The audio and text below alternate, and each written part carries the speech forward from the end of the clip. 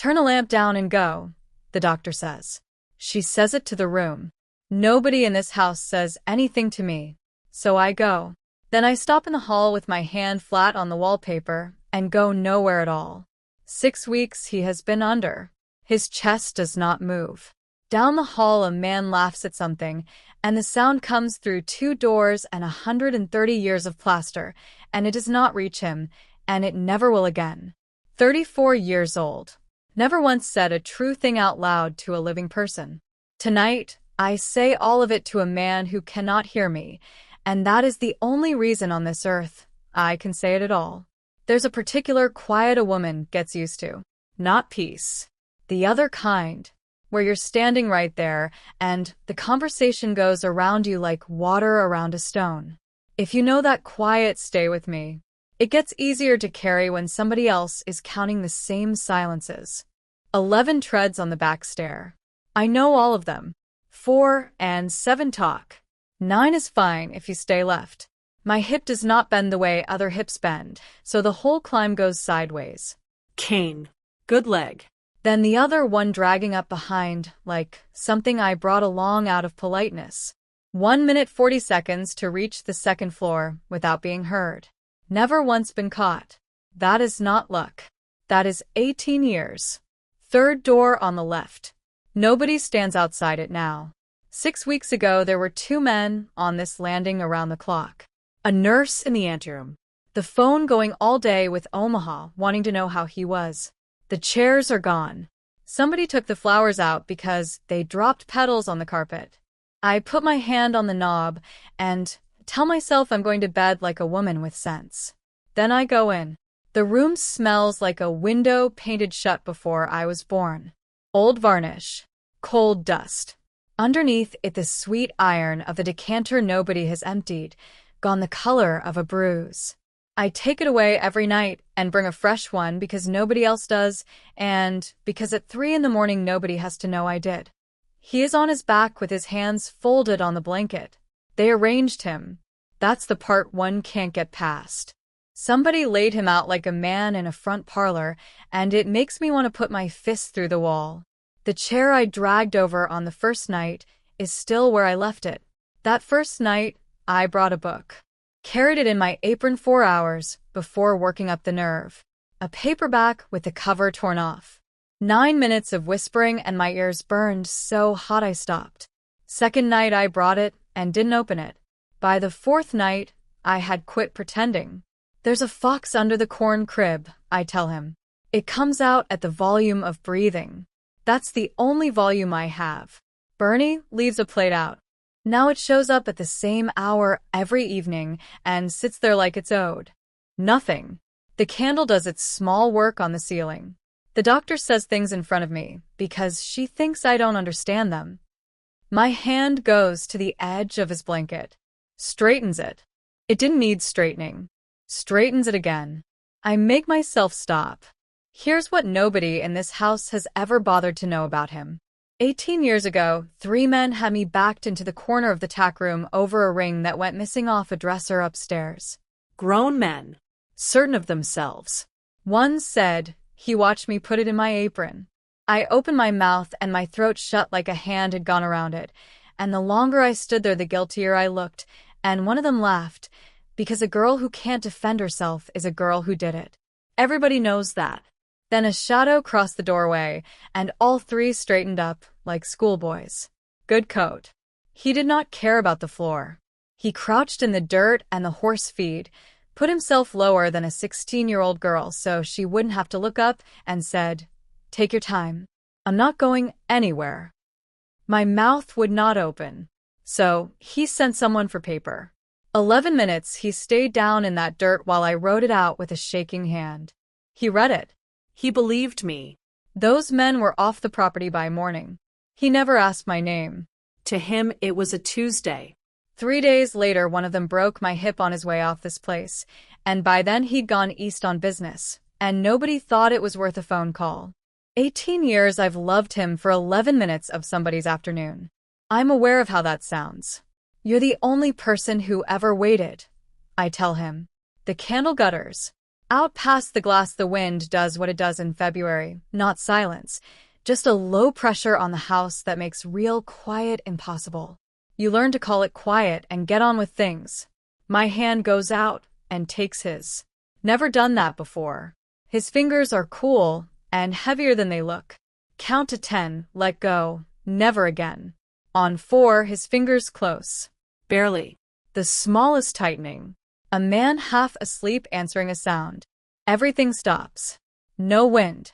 No clock. Just my own blood going hard in my ears and the fact that for the first time in 18 years, somebody answered me. Reflex, I tell myself on the stair at 4 in the morning with the old decanter in my hand. Nerves. A dead thing twitching.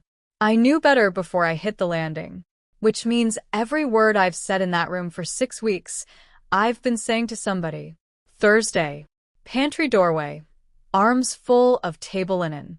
They don't lower their voices, because I'm standing there, which is the entire reason I hear anything in this house. Torpor this deep does not reverse, the doctor says. Not at his age. Not after 6 weeks.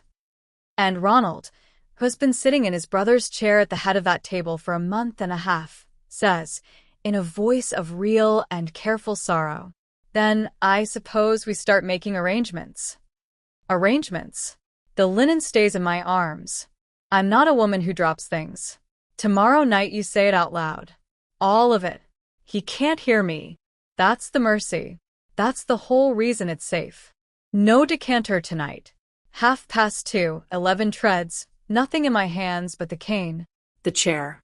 My palm flat on his chest where nothing moves at all. Then I start. You don't know my name. That's all right. You've got 12 people on this place, and you know 11 of them, and I made sure of that. It's mine, not yours. The candle is the good kind. Beeswax, because I put it there. Good ones smell like honey going warm, and cheap ones smell like a school hallway, and my whole life I've been able to tell which rooms in this house are being used by what somebody put in the candlestick. So, the truth, and then I stop. The wind leans on the window. I love you. Since I was 16. Never once thought you'd love me back, so don't worry about that part. It isn't a request. It's a thing I've been carrying, and it's gotten heavy, and you're the only person alive I can put it down in front of. His hands are folded. The dark takes 20 years off a man who hasn't aged in 140. It isn't because you're beautiful. Everyone says that. It's the least interesting thing about you. My thumb moves on the back of his hand. You knew Esther's boy failed his exams, and you asked her about it 2 years later. She still tells that story. You've never needed one thing from her in your life. You're kind in rooms with nobody in them. I clean the rooms with nobody in them, and you're the same in there as you are at that table, and you don't know how rare that is, because you've never had to watch people the way I've had to watch people. Crying now. Doesn't matter. Stop, and I won't start again. You crouched in the dirt for me. Put yourself lower than a scared girl, so she wouldn't have to look up. Waited 11 minutes for a piece of paper. Do you know what that cost you? Nothing. Do you know what it bought? Everything I've had since. Forehead down on our 2 hands. I stay there. That's when the latch turns. Behind the drape and the panel by the wardrobe. Fast enough that he doesn't see me. Quiet enough that the cane doesn't sound on the floor. I will never be able to explain how I managed both. No mask. That's what stops me. Work coat, collar turned down, and he crosses that room the way a man crosses a room in a house he's paid to be in. Unhurried. No light. Straight to the bed. Something small comes out of his breast pocket. Glass. It catches the candle. He tips Ryzen's chin up with a gloved thumb. Gently. The way you'd move a sleeping person you didn't want to wake. Sleep well, sir. Warm. Almost fond. The way you'd say it to a guest at the top of the stairs. No decision happens. My hand closes on the candlestick and I throw it with everything 18 years of scrubbing floors put in my shoulder, and it catches him across the collarbone, and the glass jumps out of his fingers and breaks against the wainscot, and I scream. It comes out as almost nothing. A torn little sound. A 16-year-old sound. And it is enough, because the door at the end of the hall bangs open and a woman shouts, "What was that?" And there are feet on the main stair. 2. Then 4. Then the whole house coming awake at once. He turns. I see his face for exactly as long as it takes a man to decide something. Ordinary face. A shaving nick along the jaw. Then he's out the servant's door and gone. And it lands on me, all at once, what I look like. A maid. Out of her bed at 3 in the morning. In the master's room. 6 weeks of nobody in this wing. And tonight there's glass on the floor and a woman standing over him. So I go into the dark behind the panel and make myself small and still and shaped like nothing, which is the one thing on this earth I do better than anybody alive. They come through with flashlights. Bernie is crying. Ronald arrives in a dressing gown, takes charge in a low, steady voice, gets everyone doing something useful. Nobody looks at the panel. Say it out loud. Flat against cold plaster with my legs screaming. Say it now. Say it while there are still people in the room who could hear you. Nothing comes. Nothing comes and nothing comes. After a while the lights go off and the feet go away. 18 years I've been good at this. Standing still. Not being found. It kept me alive and it cost me every single thing I ever wanted. And tonight it's the only reason I'm breathing. If you've ever been grateful for a skill you hated learning, you already know how the next part goes. Stay with me, because he wakes up in the morning, and he remembers a voice in the dark, and he's going to spend this entire winter looking for it. 8 o'clock. All 12 of us in the front hall, under windows that have never once been warm. Ronald comes out, and the room settles for him. He's earned it. 6 weeks he ran this place. Payroll, cattle contracts, the phone calls to Omaha. He looks like a man who hasn't slept. His brother woke at dawn, he says. The hall makes a sound I've never heard it make. God bless you for holding it together, Esther says. Acting head or not. Not acting. Gentle. A small correction, the kind you make to be helpful. He lets the room sit with it 1 beat longer than the correction needed. Then he moves on. There's a harder part. My brother didn't simply fall ill. Someone has been coming to his room. The hall goes tight. While he was under, he wasn't gone. Couldn't move. Couldn't see. Couldn't speak. A pause. But he could hear. Everything. Every word said in that room for 6 weeks. My hands find the seam of my apron and hold on before my head catches up. Every word said in that room. The fox under the crib. The candle. I love you. It isn't a request. The floor is a long way down and getting closer. 6 at a time. They come out looking like people leaving a doctor's office. Mine is nearly last. The study smells like a cold fireplace and old paper. He's behind the desk in a chair he's too tall for, gray around the mouth, and he is here, awake, upright, 6 feet from me for the first time in 18 years with his eyes open. Ronald stands at his shoulder. Thank you for coming. His voice has been dragged over gravel. One question. These past 6 weeks. Did any of you see anything near my rooms? Hear anything? Anything that didn't belong? The girl beside me shakes her head so fast her cap moves. A face, he says. A sound in the wrong place. Now. My mouth opens and my throat shuts. The same grip, the same hand. 18 years, and it hasn't loosened by a thread. Please. The roughness in it isn't command. It's closer to begging. There was a woman in here 2 nights ago. She screamed. I've been trying to find her since I opened my eyes. He's looking at all of us and none of us. My hand comes up. A small motion in the air. Writing. He goes still. You can write. I nod. And you know something. Hard nod. She's mute, sir. Ronald, supplying a helpful fact. She's been here since she was a girl. Ryzen's eyes come to my face and stay 1 second longer than anyone's have in a very long time. They bring paper. A man was in your room. Not masked. Work coat. He had a glass vial. He went out the servant's door. My hand isn't steady. The letters are. He reads it twice. Show me. Down the corridor. My palm flat on the servant's door. For 11 seconds, I am a person with a testimony, standing in front of a man who is listening to me. There aren't words for what that is like. I still don't have them. Then Ronald says carefully, "Risen." What? 6 weeks under. The doctor was clear, a mind that deep manufactures things that feel exactly like memory. He doesn't look at me unkindly. That's the worst of it. And she saw a man in a work coat. In a house where every man wears a work coat. And she said nothing about it for 2 days. She can't say anything about anything. She can write, Ronald says. She could have written it Tuesday. The silence goes on a long time. Pen still in my hand. This is the whole thing, right here, this exact moment, and all of it depends on my producing one ordinary sentence out of my mouth like an ordinary woman. Risen puts a hand to his forehead. 4 hours awake after 6 weeks dead, and it's showing in him now like weather coming in. All right, he says quietly. Perhaps I dreamed some of it. We'll go on tomorrow. Ronald takes his arm. They file out past me, and in the doorway a kitchen girl explains me to another one. She's mute, poor thing, and nobody corrects her, including me. The hall empties. The pen is still in my hand and nobody asked for it back. Say it out loud. There's a man in this house who came to that bed with glass in his pocket. He's still here. He's coming back. I'm the only living soul who knows it. And I just watched the one person who believed me 18 years ago decide, in front of everyone, that he made me up.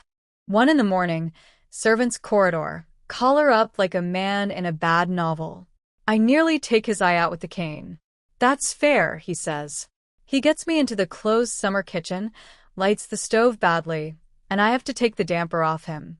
I never doubted you. I look at him. Not for 1 second. I said what I said in that study, because whoever it is needs to feel unhurried. If he thinks I've written it off, he waits.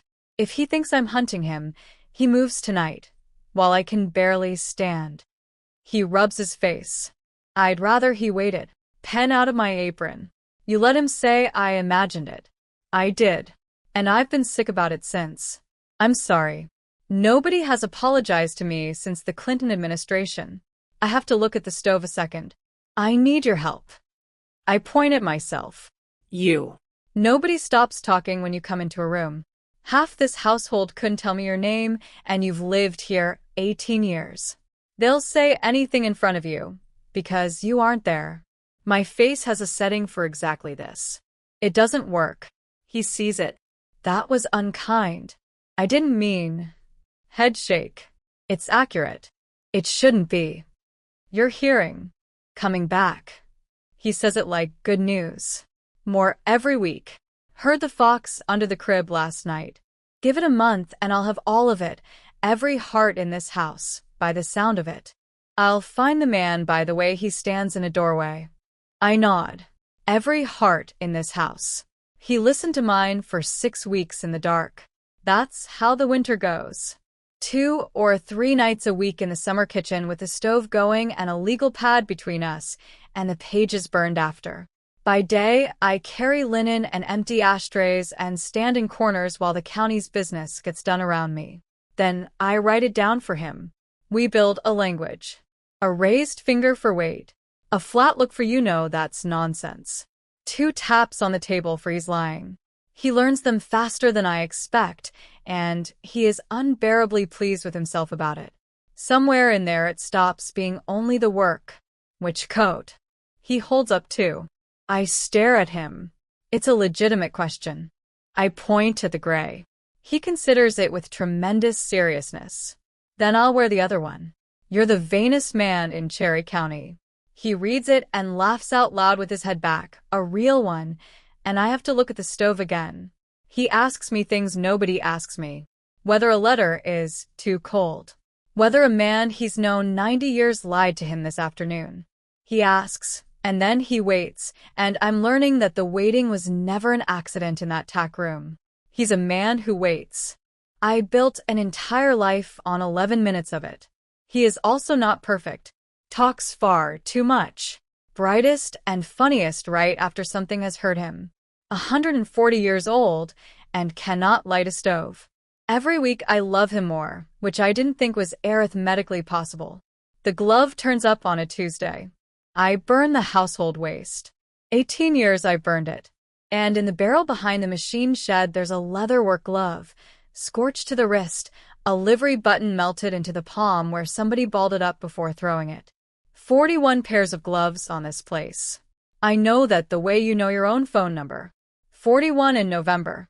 40 and a half now. The button is ours. And no man burns a glove unless something is on it. I bring it to him in a flour sack. He turns it over twice. Then he looks up at me with an expression I'll keep for the rest of my life. You, he says, are the best thing in this house. Later that same night, by the stove, he goes quiet in the way that means something's coming. I was in love with a woman while I was under. The room doesn't move. Couldn't see her. Couldn't answer her. She came every night for 6 weeks and talked to me, and she was the only thing in the dark, and somewhere in there I decided that if I ever opened my eyes I'd find her that same day and never waste another hour. He turns his cup. And I've woken up, and I can't. There's a man in this house with glass in his pocket, and anyone standing close to me right now is a target. His jaw sets. I won't put her in that. Very still. Of course there's a woman. Some woman with a voice, from one of the old families from Omaha. A woman who can say a sentence out loud in a room. She'll wait. She sounds like she's good at it. He reads it, and something in his face eases. Thank you. My hands are perfectly steady. That's the part one can't forgive. 2 in the morning, 11 treads sideways, and the whole winter could end tonight on 4 words. It was me. I'm her. Say it out loud. I go to bed. Bernie sends me to town for stove bolts. That's how it starts. An ordinary Thursday, grain trucks on 20, that flat Nebraska white that makes noon feel like 4 in the afternoon. Ronald finds me at the hardware counter. There you are. Warm. He knows me by sight, and the surprise of it nearly makes me drop the bag. He walks me down past the fence staples and tells me the truth. He won't take protection. You know how he is. Every week, without another attempt, he's more certain there won't be one. He shakes his head. I'm frightened for him, and I don't have his ear anymore. You do. He's right. That's the thing. Every word out of him is a word I've been lying awake with. I've hired a man, best I could find, at his side day and night. Ryzen won't even meet him. He looks at me. Coming from you, he'd listen. I'm nodding before I decide to nod. He's here, actually. Ronald lifts a hand toward the front of the store. A man comes down the aisle. Not big. Quiet on his feet in a way that's wrong for his size. Good coat. A shaving nick along the jaw, healed into a thin white line. He inclines his head. Perfectly polite. Ma'am. 2 words. And I'm back in a candlelit room with my hand over my mouth, listening to a man tip a sleeping face up with his thumb, warm as a host at the top of the stairs. Sleep well, sir. The store keeps going. A register drawer bangs. Somebody's radio plays something with a fiddle in it. I make my face into the wall. 18 years building that wall. I've hated every brick of it. It is the only reason I walk out of that store alive. Nod. Smile at Ronald the way a grateful woman smiles. Pay for the bolts. Thank him with my hands. Out the door at the pace of a woman with nothing much on her mind. Then behind the propane tanks, and I move. The hand closes on my arm at the corner of the lot. Something cold gets in against my ribs through the coat. Walk. Pleasant. Mouth close to my ear like a man telling a friend a joke. I would have screamed. I want that on the record. My whole chest heaves with the effort, and what comes out is air. Passenger seat of a truck that smells like cigarettes and new plastic. You were in the room. He pulls onto the highway. Marked your heart that night. Strange one. Yours off rhythm. Been listening for it ever since, and it's all over that house. A glance. Friendly. Then they told me you were mute. So I wondered. County Road. Cottonwoods. The turnoff nobody uses. You knew my voice back there. Your heart went sideways the second I opened my mouth. He shrugs. Nothing personal. He won't move on the old man again until he's sure his brothers stop looking, and I don't get paid till it's done. A cloth. A smell like a dentist's office. My arms stop belonging to me around the second cattle guard. Awake. That's the trick of it. Entirely awake and not one finger will move. The truck is gone. I'm in the driver's seat of Bernie's old car, the one I take to town, nose down the sand bank of the pit lake off the highway. Doors standing open. He's leaning past me, working at the pedals with a piece of wire. A woman taken with a knife is a homicide. She gets a file. She gets men in a boat. A house employee who missed a curve on a gravel road at night gets a paragraph in the Valentine paper. He didn't pick a method. He picked a category. He's arranging for me to die the way I've lived. There we are. He straightens up and pushes gray water over the sill, taking the heat out of my legs, climbing rib by rib. The last thing I own is my eyes. I put them on the strip of sky above the bank. Say it out loud. Say it now. Nothing comes. Nothing is going to come. 18 years saving up the true thing for a room where nobody was listening, and I'm going to die owing it. Water at my mouth. Then the light on the bank goes out. Because something crossed it. Most of it I don't see. Ceiling. Water. A shape going past the window at a speed nothing with legs should manage. A sound I won't describe. Then hands under me. Glass. Cold air on my face. The whole world tipping. He carries me up the sand on a leg bleeding through his trousers, shaking so hard I feel it in my teeth. I heard it stop. Your heart. Weeks I've been listening to it, and I didn't know whose it was, and it went into the water, his voice tears. I heard it go into the water. He puts me down in the grass, puts his coat over me, holds my face in both hands. You're all right. I have you. Ronald.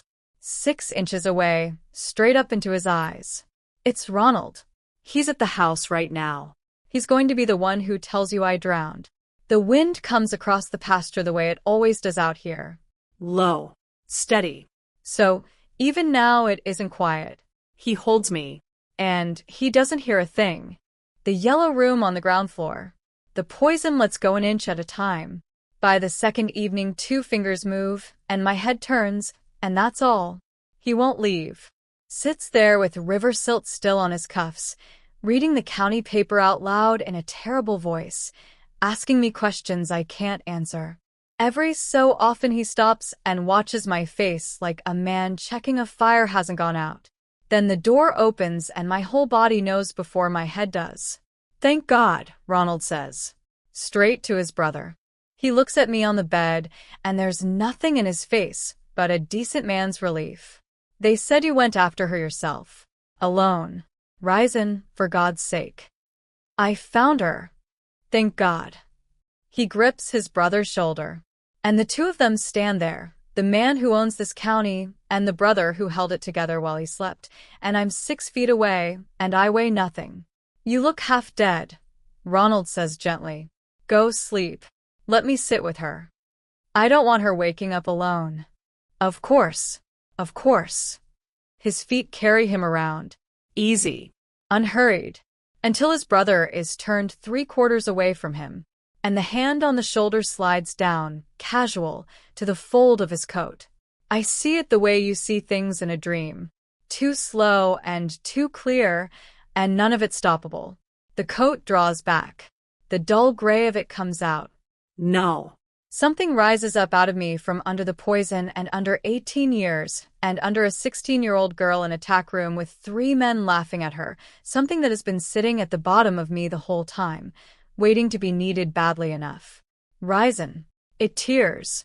I feel it tear. He turns into it. That's what saves him. Toward the sound instead of away, so the blade meant for his back goes into his side, and his face in the half-second before it lands isn't fear. It's recognition. He knows that voice. I watch him know it. Then there's no time for any of it. He catches Ronald's wrist, and there is nothing left of the sick man in him. Nothing of 6 weeks under. The door comes off its latch. The room fills with men. Some of them Ronald's, more of them not. I lie in the middle of it and can't move and can't look away. It doesn't last long. They have Ronald down and disarmed, arms behind him, and he isn't fighting. It would have been painless. No heat in it at all. You'd have gone on sleeping. Never known a thing about it. Why? Ryzen's chest is heaving. His side is dark. You had only to ask me. Anything. Anything but the one thing. Ronald's mouth moves. 6 weeks I ran this place. Payroll. Contracts. The phone at all hours. The whole county calling me for answers. He looks up. And every one of them called it minding the house for him. You'd have been alone, Ryzen says quietly. The way you are now. Ronald has no answer for that. 11 days later, the old families come up from Omaha because a seat is a seat and there are things that get settled in a room. They put me in the corner by the door, where I was told to be, where I'd have gone anyway. They're gentle about it. That's how these people do everything. They'll restore what protects him. Close the whole matter. See the name held steady. He need only name an heir of blood and see the household put in order. The witness in particular. The girl. Somewhere quiet. Somewhere out of the way. The room agrees with itself the way rooms like that do. Ryzen stands up. He hesitates. 1 second. I'm the only person in that room who sees it, and I know exactly what's being weighed, and I'd have forgiven him for the rest of my life if he had sat back down. No. I'm naming her. The room comes apart. Someone says his name twice. Someone says coldly that he understands what he is giving up. The seat. The table. 140 years of being a man nobody moves against. I understand it. An old woman at the end of the table turns and looks at me for the first time. Then every face in that room, all at once, the exact thing I spent 18 years building a life to avoid. And who are you? The wall is 3 inches behind me. I know how to do this. I've done it in every room I've ever stood in. I don't move toward it. My name is Fatima. Cracked. Ruined. About a third, as loud as I meant it. And the loudest thing that has ever happened in that house. I keep thinking about how long I sat in that room talking to a man I was sure couldn't hear me. How much of it I'd never have said to anyone with their eyes open. And how being heard turned out not to be the disaster I spent 18 years getting ready for. I wonder how many women are out there tonight, saving the true thing for a room where nobody's listening. If that's you, stay close. This is where we say it. There are women in every one of these houses. We pass each other at the back doors during the winter meeting, and we don't say anything, because we don't have to. I know two by name. Neither of their stories ended in a lit room. Mine did. Afterward, he finds me in the kitchen garden, where everything is frozen, and the wind does what it always does. He says nothing for a while. He's learned that. I fell in love with you twice, he says finally. The voice in the dark. Then the woman who wrote me the worst notes I have ever received in my life. He shakes his head. Took a blade going into my back to work out they were the same person. 140 years, and nobody's ever made me feel that slow. My mouth opens. Nothing. He doesn't fill it. Doesn't finish my sentence. Doesn't look away to spare me. He crouches down. In the dirt. In a good coat. So that I'm the one looking down at him. Say it out loud. I'll wait. Out in the open with the light on me and the wind coming across 1,200 acres, I take as long as I need. Stay. He's already standing up.